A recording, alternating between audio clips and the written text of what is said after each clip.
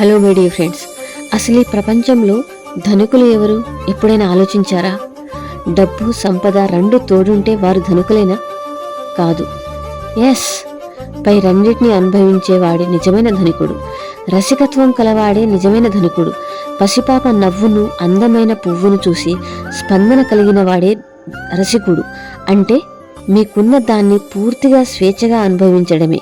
మీలోని ఉన్నత స్థాయికి సంకేతం. డబ్బు సంపద గురించి ఆలోచించి అనుభూతి చెందినప్పుడు మన శరీరంలో హోమినిడ్ అనే ఒక రసాయనం నిరంతరం విడుదలవుతుంది. మానసిక శాస్త్రవేత్తల పరిశోధనలో వెల్లడైంది మై డియర్ ఫ్రెండ్స్. అది ఎంత విడుదలైతే అంతే విశ్వ సంపదకు దగ్గరవుతాం మనం. ఒక్కొక్క స్పందనకు శరీరంలో ఒక్కొక్క రసాయనం అనేది విడుదలవుతుందని శాస్త్ర విదితం. ఏ రసాయనాలు విడుదల కానివాడు రసికుడు కానే కాడు. రసికుడు అంటే సరైన పదము ఇది. దీన్ని తప్పుగా అర్థం చేసుకోకండి. రసికత లేకుండా జీవిస్తారా?